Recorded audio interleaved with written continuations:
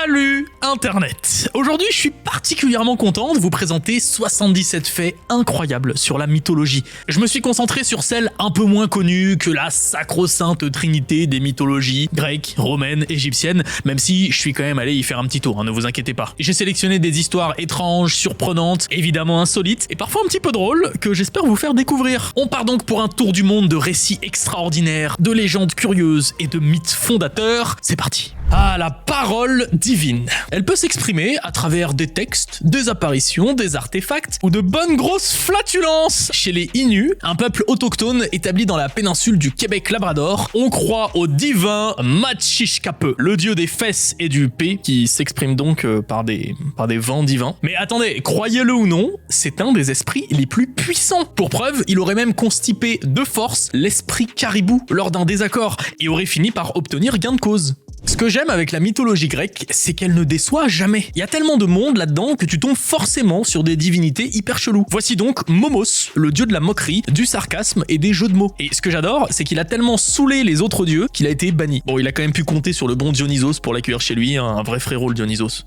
D'ailleurs, Momos a été honoré par les chevaliers de Momus. À l'origine, il s'agissait d'une confrérie du carnaval de la Nouvelle-Orléans qui a défilé pendant quand même plus d'un siècle. Aujourd'hui, officiellement, elle n'existe plus, mais une nouvelle confrérie des chevaliers de Momus défile encore à Galveston, au Texas. Selon la mythologie Bushongo, que l'on trouve au sein de la République démocratique du Congo, le monde a été créé par Bumba. Et ce, d'une manière très explicite, il l'a vomi. Et puis, pas juste les hommes ou les animaux, il a vomi absolument tout. Le soleil, la lune, les étoiles, même quand ça a été au tour de ses fils de participer à la création du monde, et ben pareil, ils ont vomi des fourmis et une plante qui a permis de créer toutes les autres plantes.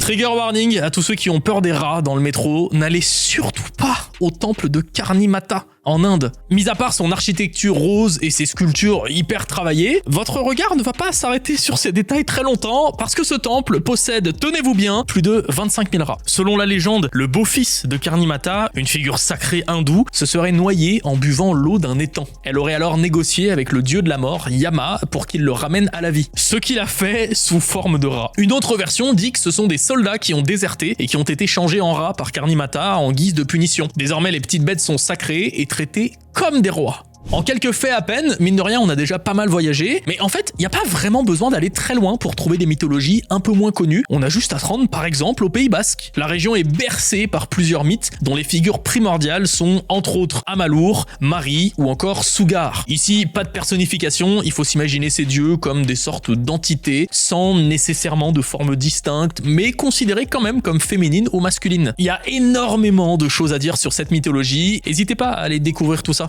Les cosmogonies, les récits de la création de l'univers, si vous préférez, sont toujours à la fois hyper perchés et quand même hyper stylés. Et pourtant, à part la gréco-romaine, on en connaît assez peu. On va donc s'attaquer à la finnoise que j'aime particulièrement. Selon le Kalevala, un texte folklorique, le monde a été créé par l'éclatement d'un œuf d'oiseau. Ce dernier est tombé des jambes de la déesse Ilmatar et ses débris auraient formé le monde. La coquille du bas, la terre, celle du haut, le ciel, le jaune est devenu le ciel radieux, le blanc, la lune, et tous les débris, les petites étoiles. Chinnamasta est une déesse hindoue très reconnaissable. Tenez-vous bien, généralement, elle a la tête coupée, du sang en jaillit et abreuve plusieurs choses, des serviteurs, mais aussi sa propre tête. Son corps est nu, debout, sur un couple qui s'accouple. Et c'est pas juste une seule représentation, qu'on se le dise. Cette divinité symbolise la dualité contradictoire, autant la vie que la mort, autant la maîtrise du désir que l'inverse.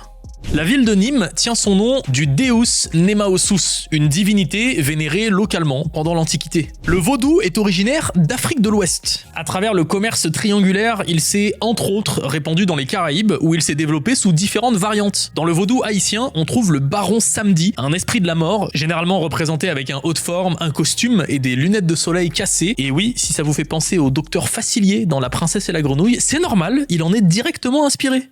Mais le baron Samedi n'est pas tout seul, il est l'époux de maman Brigitte. Elle a la petite particularité d'être symbolisée par un poulet noir. Elle protège les pierres tombales et les cimetières tant qu'il possède la croix associée au baron Samedi. Le bon Kvasir. C'est un dieu présent dans la mythologie nordique et je trouve son histoire hyper originale car il a été créé en gage de paix. Je m'explique. Il y a eu une guerre entre les Az et les Vannes. Et au moment de leur réconciliation, pour sceller leur entente, ils ont fait apparaître Kvasir. Pour le créer, ils ont dû cracher tous dans la même coupe et c'est de cette salive commune qu'est né ce dieu.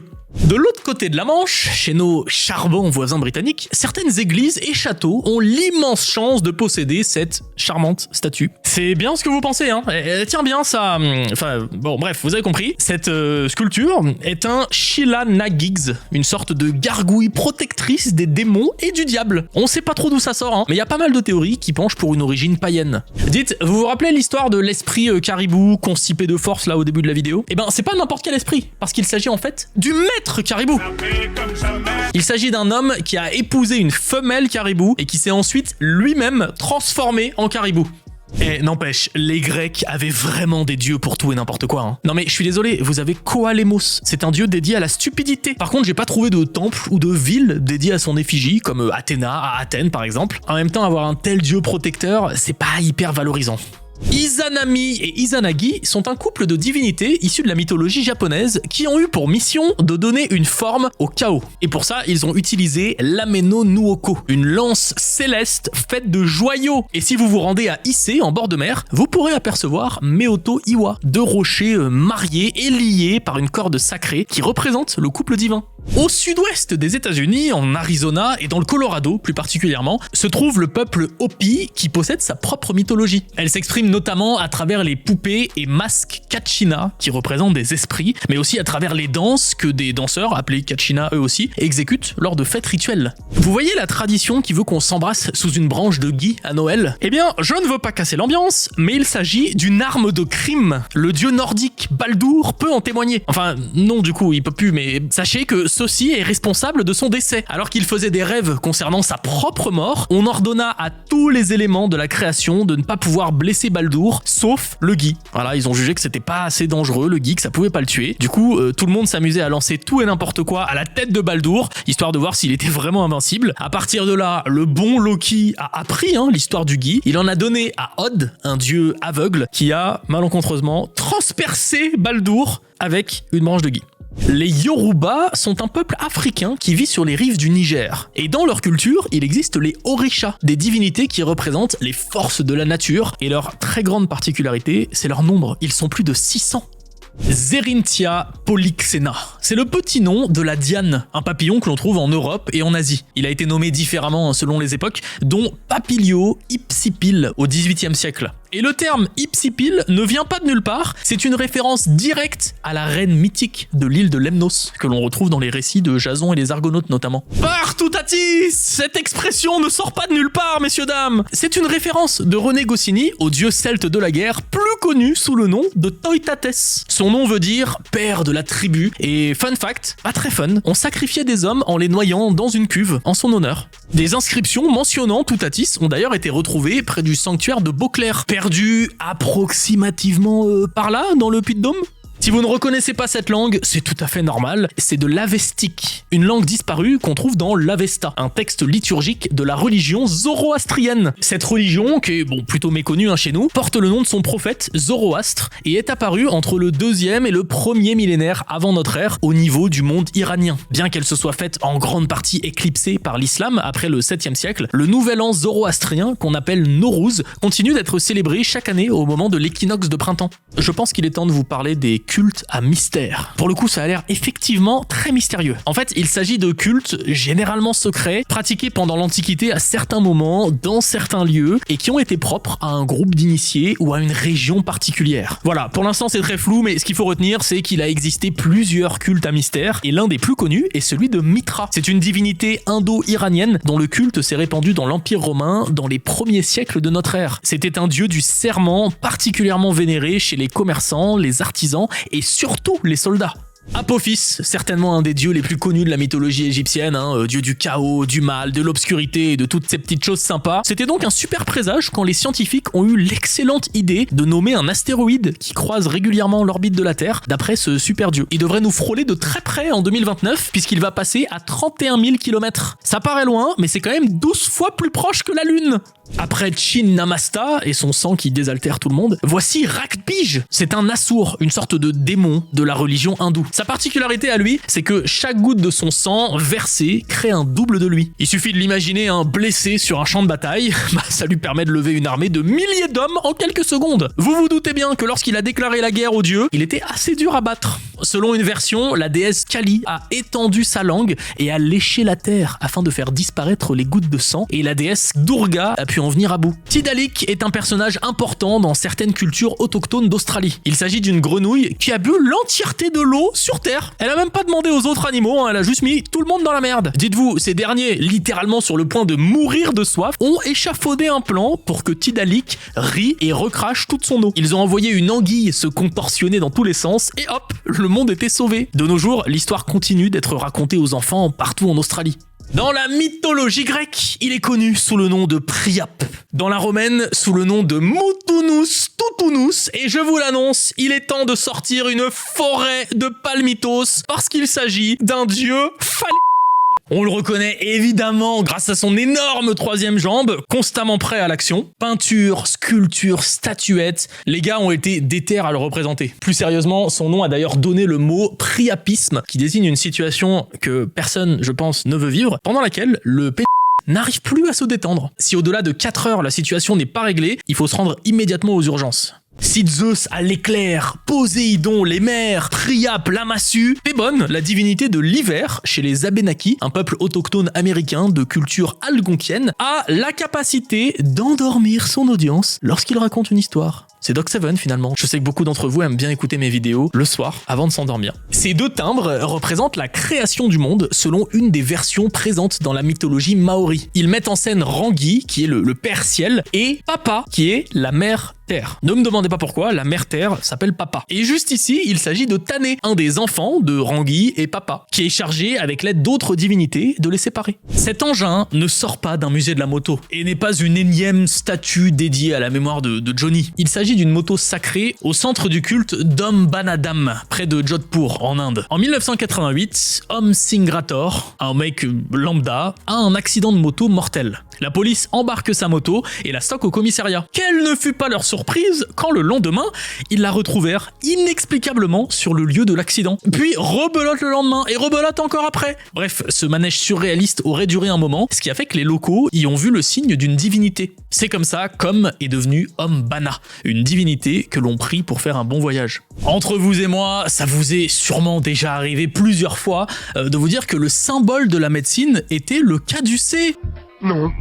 Ça me semblait donc important de faire un petit point sur le sujet. Donc, pour que tout soit clair une bonne fois pour toutes, ce monsieur, c'est Asclépios, le dieu de la médecine. Et son bâton est le symbole de la médecine, c'est assez logique. Le caducée d'Hermès est lui le symbole de l'éloquence, ça n'a rien à voir. Et puis, tant qu'on y est, la coupe d'Hygie, qui est la déesse de la santé et de l'hygiène, fille d'Asclépios d'ailleurs, c'est le symbole des pharmaciens. Voilà, comme ça vous êtes des experts maintenant sur ce genre de symbole. D'ailleurs, on retrouve le bâton d'Asclépios sur l'emblème de l'OMS, l'Organisation mondiale de la santé, et le caducée d'Hermès, on le retrouve sur le côté du pupitre de l'Assemblée nationale. Quant à la coupe d'Hygie, on la retrouve absolument sur n'importe quelle pharmacie. Basmasur est un démon issu de la mythologie hindoue qui a la capacité de vous réduire en cendres s'il pose sa main sur votre tête. Selon une légende populaire, pour en venir à bout, le dieu Vishnu a pris l'apparence d'une danseuse qui a initié le démon à une danse durant laquelle il a dû poser ses mains sur sa propre tête. Oh là là, Basmasur! Si je vous dis mi-homme, mi-cheval, on pense tout de suite au centaure évidemment, créature incontournable de la mythologie grecque, mais il existe ce que j'appelle des centaures twistés, des hypotanes. Une tête de cheval, un haut du corps d'homme et un bas du corps de cheval encore. C'est assez creepy. Mais attention, il y a des cas où l'hypotane a la même apparence qu'un centaure. En fait, tout ça est assez flou parce que cette créature, on la retrouve dans pas mal de mythologies différentes. Il y a très peu de sources sur sa vraie origine, de quelle mythologie elle est vraiment apparentée. Bref,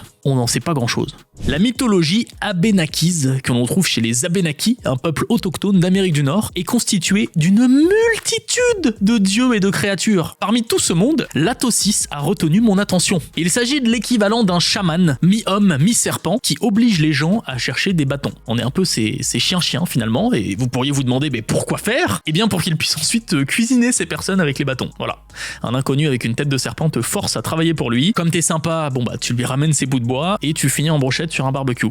Les Zoroastriens ont un rituel funéraire plutôt unique livraient leurs défunts en pâture aux charognards. Et je peux vous dire que c'est tout aussi glauque que ça en a l'air. Dans leur culture, c'est simple, il ne faut pas qu'un corps mort contamine la nature. Donc crémation, enterrement, tout ça c'est impossible. Leur solution a donc été de construire des tours du silence, ce type d'édifice, d'y déposer leurs morts et d'attendre que putréfaction se fasse, ou que les charognards se pointent, au choix. Bon appétit d'ailleurs si vous regardez cette vidéo en mangeant. Au nord-est de l'Australie, on trouve une légende assez étonnante, issue des mythologies aborigènes, qui raconte l'histoire de Yurlungur, un serpent de cuivre qui a été réveillé par l'odeur des menstruations d'une femme. Je précise qu'on retrouve ce serpent dans différents récits, sous d'autres noms, dont celui du serpent arc-en-ciel. D'ailleurs, dans cette mythologie, de manière générale, les origines du monde s'expliquent par le temps du rêve. C'est super joli comme terme, et ça parle d'une sorte de présent éternel auquel on a toujours accès grâce à des rites. Il faut aussi voir ça comme un espace intemporel qui est à la fois le passé, le présent, le futur. C'est Bayami, le premier être qui a donné sa forme au monde en le rêvant.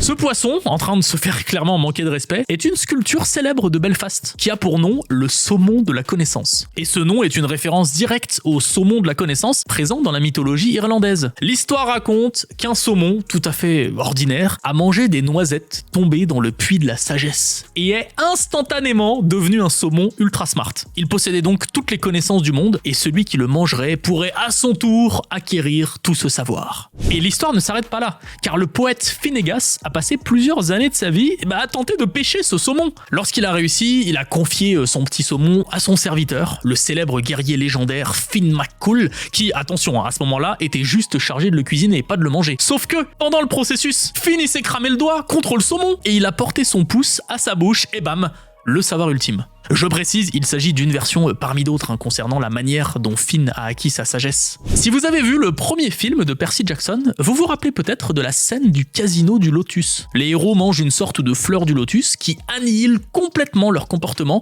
et les empêche de continuer leur quête. Eh bien cette scène est une référence directe aux lotophages, un peuple mythique qui vit sur une île et qui se nourrit exclusivement de lotos, un fruit au goût de miel qui leur fait perdre la mémoire. Au-delà de ça, des chercheurs pensent qu'il s'agit en réalité de la baie du jujubier sauvage, donc rien à voir avec des fleurs de lotus finalement. Selon une légende hongroise médiévale, les frères Unor et Magor seraient les ancêtres des Huns et des Magyars, les Hongrois si vous préférez. Cette histoire nous vient tout droit d'un livre écrit au XIIIe siècle, moment qui coïncide étrangement avec le besoin des Hongrois de légitimer leur royaume qu'ils ont établi sur les anciennes terres des Huns. Ou comment le fait de créer une mythologie permet de justifier une installation. Non, c'est malin, franchement, faut le reconnaître. Depuis le début de cette vidéo, on évoque des créatures mythiques, des dieux, des déesses que des populations anciennes ou actuelles ont vénérées ou vénèrent encore aujourd'hui. Et pour tout ça, il faut des temples. Au Pendjab, en Inde, on en trouve un très insolite, dans lequel il n'est pas rare de trouver des dizaines de jouets d'avion donnés en offrande. En fait, ça illustre la volonté des gens de partir à l'étranger, d'obtenir un visa, ou encore de trouver un emploi ailleurs, afin d'avoir un avenir meilleur. Je ne pouvais pas faire une vidéo sur la mythologie sans me demander depuis quand l'homme croit. Eh bien c'est simple, depuis la nuit des temps, bien avant l'Homo sapiens d'ailleurs. On a découvert sur le site de la Cima de los Huesos, en Espagne,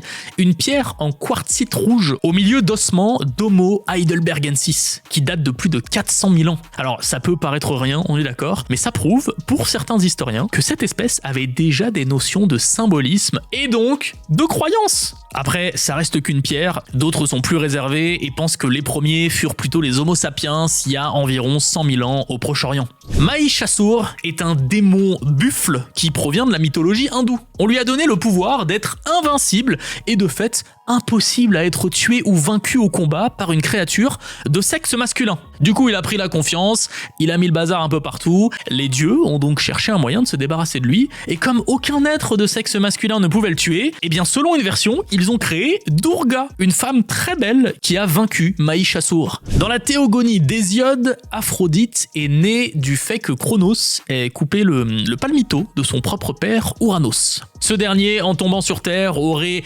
répandu dans les mers une petite écume, si vous voyez ce que je veux dire, qui aurait enfanté Aphrodite. Voilà.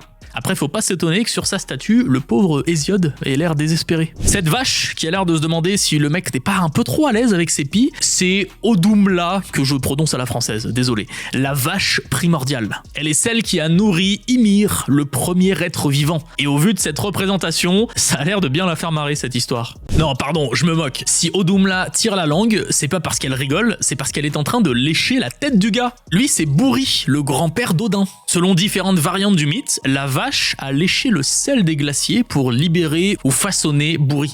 Juste en face de Oracle Park, un stade de baseball situé à San Francisco, vous pouvez tomber sur ceci, une fresque moderne qui représente des créatures mythologiques en train de jouer au baseball. Le centaure frappe, le triton sirène incarne le joueur de champ extérieur, pendant que la harpie occupe la place du receveur. C'est complètement absurde et c'est du coup absolument génial. Ganesh, le dieu qui apporte entre autres la bonne fortune, est célébré tous les ans en septembre par les hindous lors du Ganesh Chaturthi.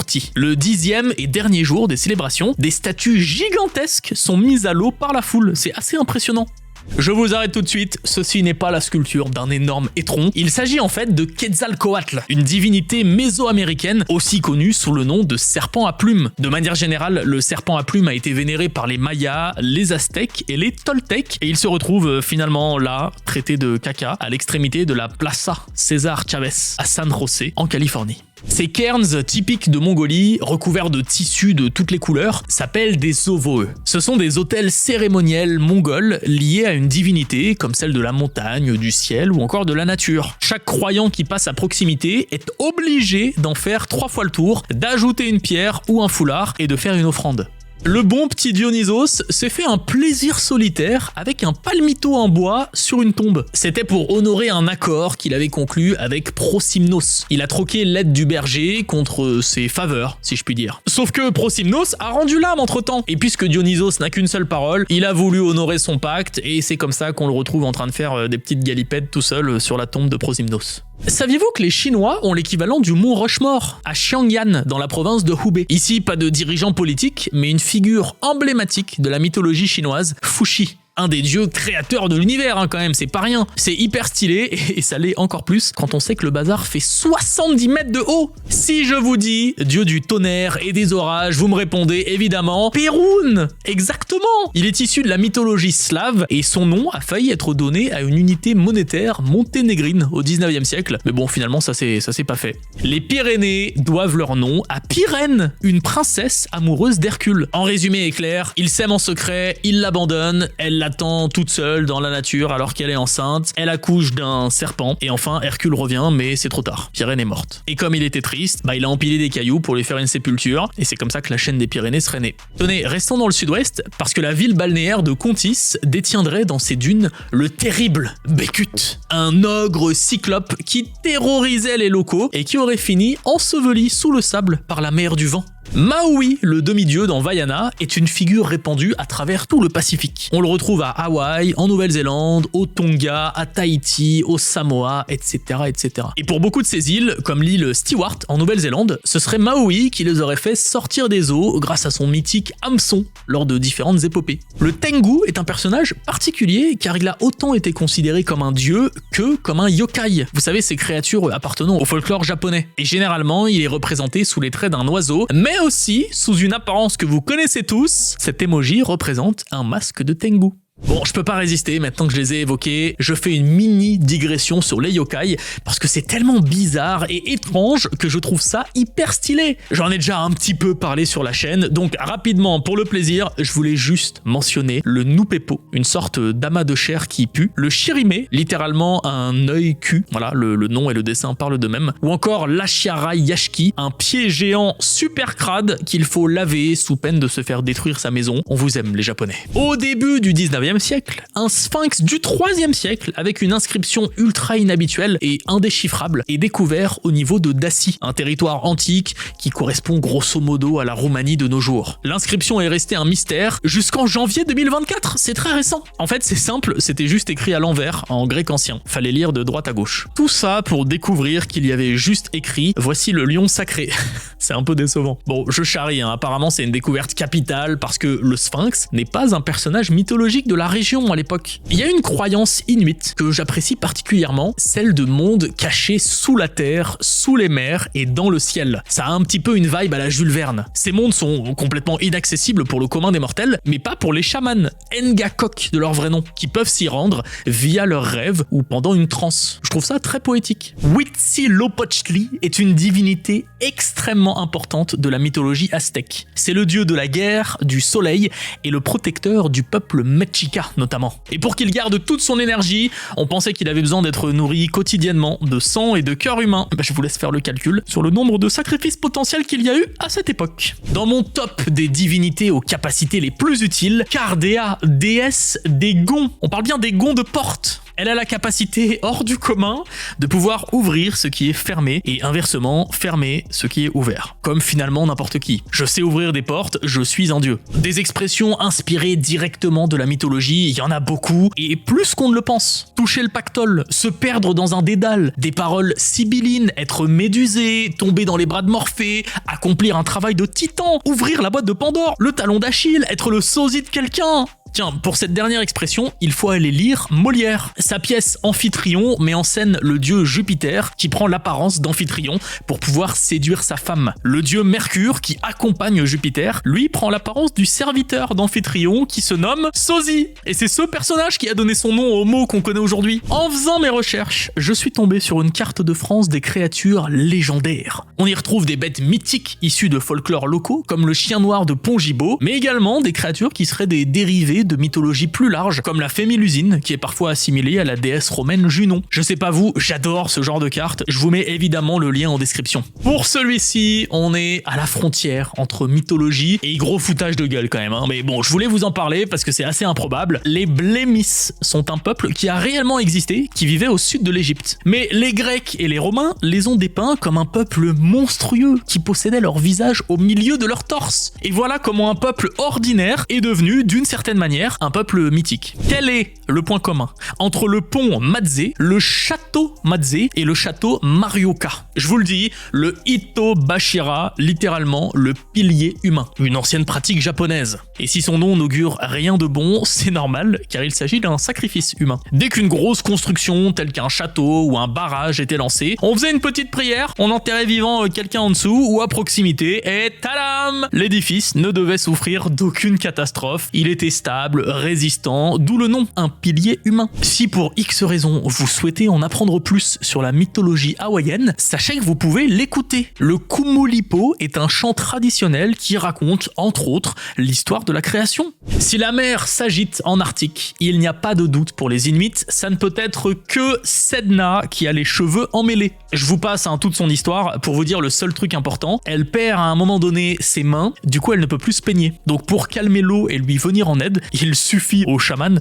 de peigner ses cheveux par magie. Dans les faits, de savoir comment ils font, comment ça se passe, j'ai pas trouvé. Cette charmante personne qui va quand même parler à beaucoup d'entre vous est Baba Yaga. Elle est présente dans la mythologie slave et peut être considérée comme à la fois une divinité chasseresse, une sorcière, une ogresse, vraiment ça dépend. Selon les récits, elle a même plusieurs fonctions et peut être autant un personnage positif que négatif. Mais mon truc préféré chez elle, ça restera toujours sa maison avec des pattes de poulet, qui peut donc se déplacer à sa guise. Loki a la fâcheuse tendance de s'accoupler avec les animaux, surtout quand ça peut lui servir. Preuve en est, il s'est transformé en jument pour accaparer l'attention de Svadilfari, le cheval d'un géant, histoire de lui mettre des bâtons dans les roues. Sauf que, mon cher Loki, si tu te transformes en jument pour aller voir un étalon, c'est toi qui vas te retrouver engrossé. Loki est donc la mère du cheval à 8 pattes, Sleipnir. Ah, la mythologie. Nous ne sommes pas dans un petit passage à Paris, mais bien dans la Royal Arcade de Melbourne, en Australie. Et si je vous ai emmené ici, c'est pour voir ces deux messieurs, là, juste là. Il s'agit de Gog et Magog. Deux figures légendaires que l'on retrouve dans plusieurs mythes, religions, récits, sous différents noms parfois. Il y a beaucoup de choses à dire à leur sujet, mais là j'ai juste une seule question. Que font-ils ici, là, dans une rue commerçante de Melbourne? Ces îles paradisiaques, avec leurs eaux turquoises, ne vous évoquent rien? Pourtant je suis quasi sûr que vous en avez tous entendu parler à un moment ou un autre. Il s'agit de Sirénuse, le lieu d'où les sirènes appellent Ulysse, dans le récit d'Homère. Pour nous autres, simples mortels du 21e siècle, ça correspond aux îles Galice en Italie. Et franchement, au vu des photos, moi je veux bien qu'on m'attache sur un mât pour y rester un petit moment. Ces têtes représentent les 7 divinités du bonheur au Japon. Et c'est vrai qu'elles ont toutes l'air hyper heureuses. Bon, sauf celle du milieu, mais ça c'est parce qu'on arrive à la fin de cette vidéo. Messieurs, dames, je termine la vidéo avec ça. Et oui, les Romains l'ont fait. Ils ont bien eu un dieu de la matière fécale, Stercutius. Après, c'est pas si étonnant, quand on sait que ça se retrouvait pour faire caca en bande dans les latrines publiques. Je suis peut-être un peu mauvaise langue. Au départ, il était stylé, Stercusius. Dieu du fumier, il était hyper utile pour la fertilisation des cultures. En fait, c'est les auteurs monothéistes. Ils voulaient taper un peu sur la religion romaine, absolument pas ce que j'ai fait dans cette vidéo d'ailleurs. Et ils ont donc ridiculisé Stercusius en le transformant en juste le dieu du caca, ce qu'il n'est pas du tout de base. Quoi qu'il en soit, nous avons commencé cette vidéo par un P. Il était normal que nous finissions par ce bon Stercusius. La boucle est bouclée, nous sommes donc arrivés à la fin de cette vidéo. J'espère que ce beau voyage en terre mythologique vous a plu. N'hésitez pas à partager vos propres anecdotes si vous en avez. Je vous donne moi rendez-vous évidemment la semaine prochaine. Passez un bon dimanche, une bonne semaine, amusez-vous. Salut Internet.